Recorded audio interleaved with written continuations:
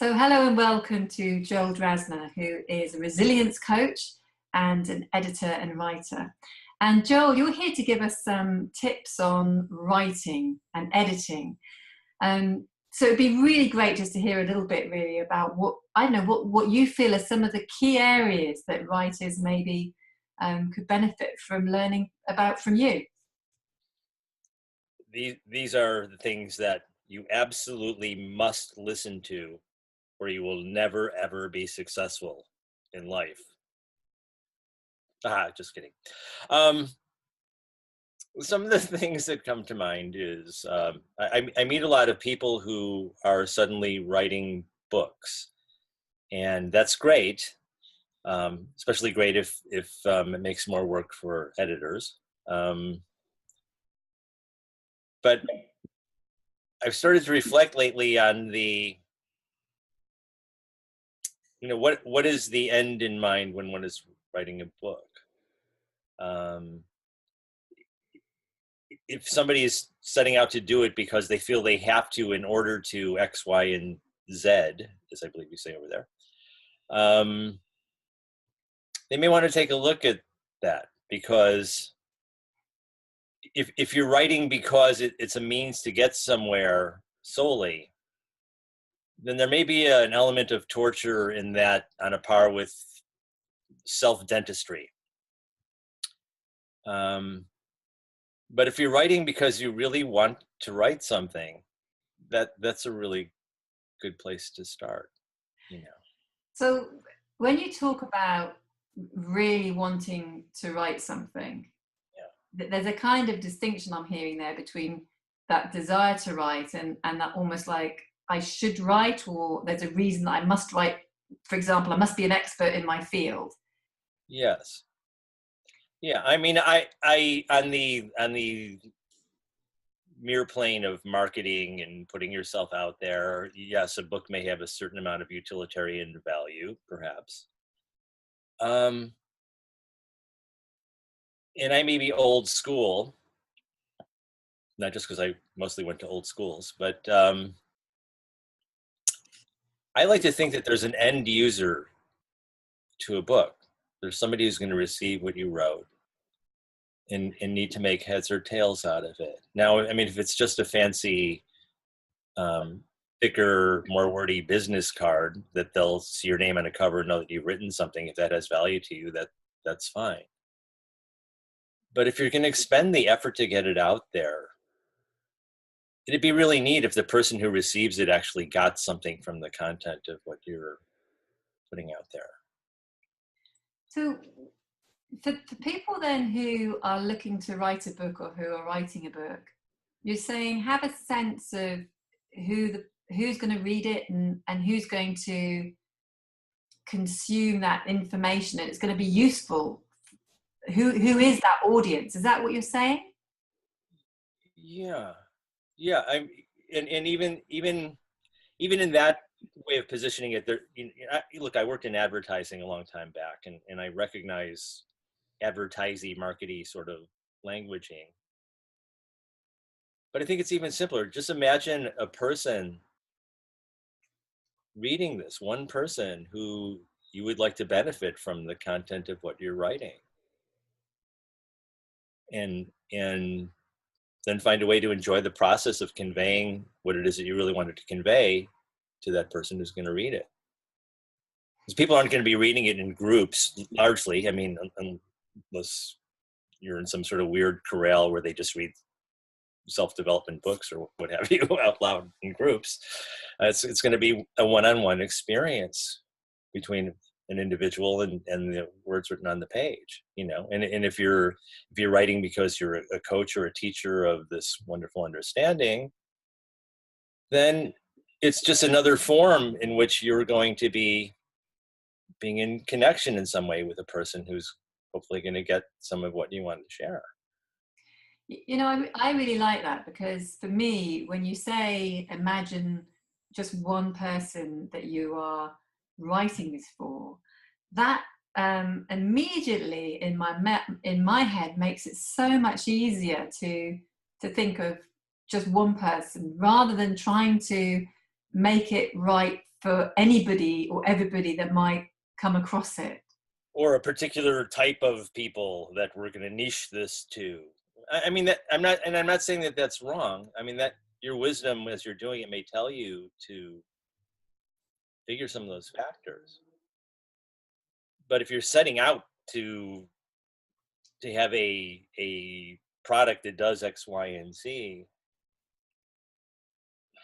I think the receiver will receive it differently than if you're setting out to put your love into words that you want the person reading it to receive. You know, now that doesn't mean you have skill to do it, but that's a really good place to start if you're wanting to write a book, I believe.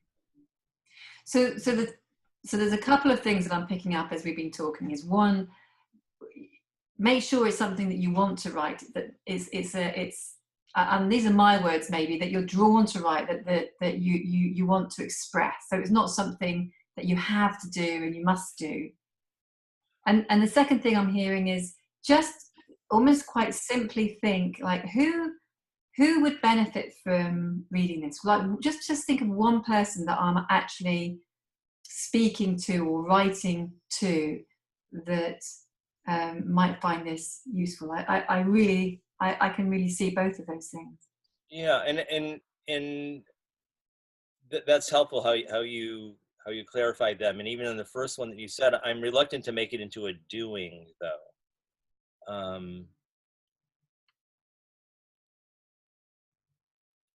It's more like if you've decided that you're going to pursue this,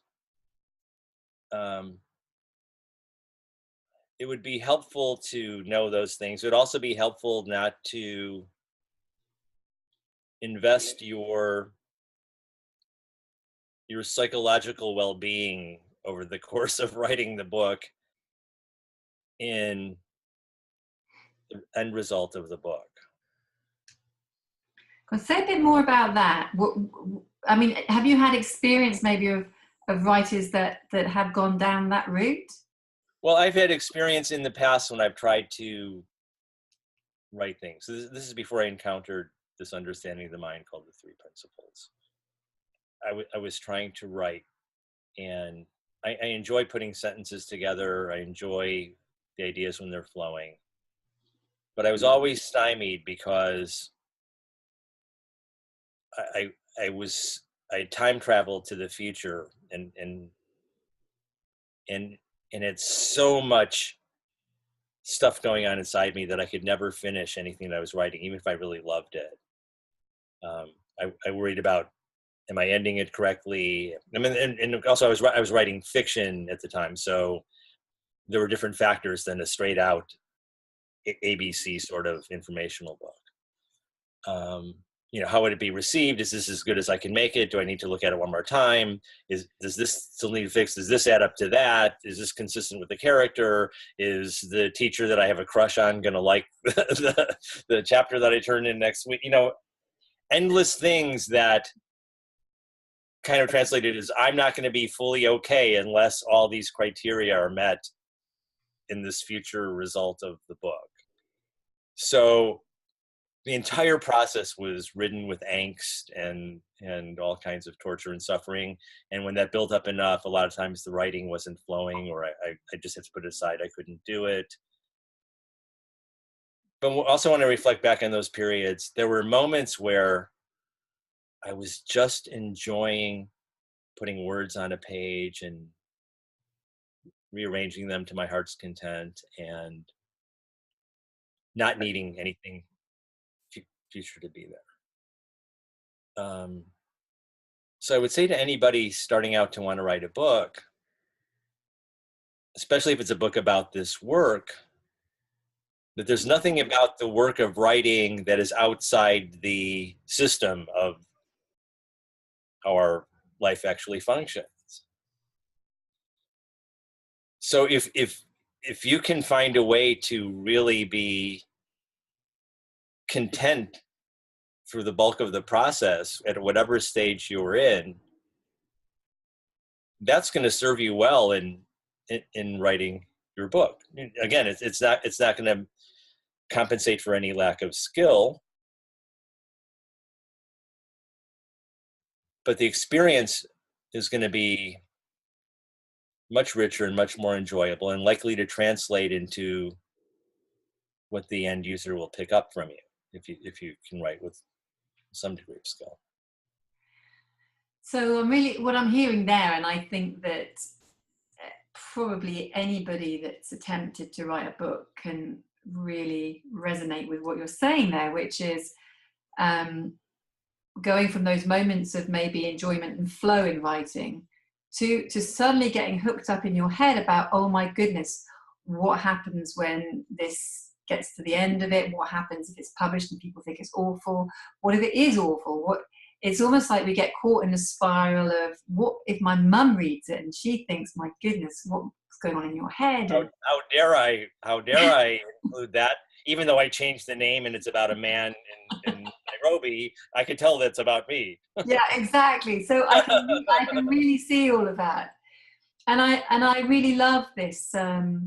You see, what I really love is this whole sense of writing for enjoyment. And the other thing I really hear with what you're saying is there's also skill, and I'd love just to hear. Maybe we could finish up on this, which is the area of skill, because it is a craft, isn't it? Writing, it's something that improves, I guess, the more that you do it. Well, yes, as a general rule, but there's a lot to that, because you can produce a lot of volume and never look at it with the right kind of critical eye that helps you get better. You could just think everything you write is wonderful, and you'll have the equivalent of Jack Nicholson in The Shining, all work and no play. He did, a lot of work there and not much improvement. And maybe tip number 2 is you won't develop your craft from 3 tips given by an editor or writer. But if you wrote fairly consistently, and you read a lot and kind of ruminated a bit over what you're reading and how things were put together and how sentences sound and all of that, you're likely to get better at what it is that you're doing. And then with your wisdom, you can seek out people who seem to embody qualities in their writing that you enjoy, and if it's possible to have a dialogue with them, that's fine. Or seeking out teachers who teach toward that general effect you're trying to acquire. But really, again, I mean, for some reason, it's coming back to me like, love what you're doing.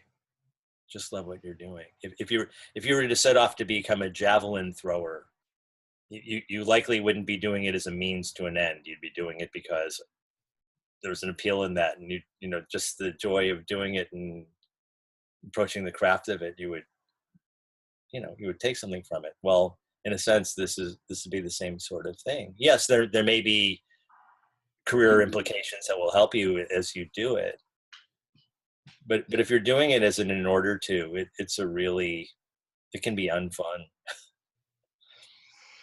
Great, Joel. Well, that's been really helpful, just to sort of I guess ruminate and just to sort of reflect on some of the ideas that you've got that will support writers, and the things that I'm really taking from this is the enjoyment of writing. So enjoy the writing, rather than feel you have to write.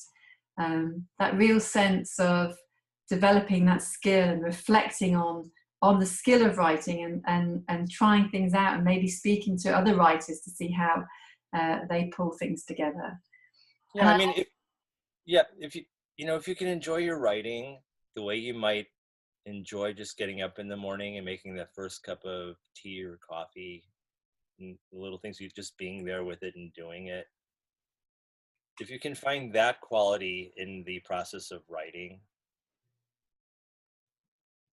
there's a lot of mileage you can get from that. The other things are informational and skill training that you can receive along the way. Great.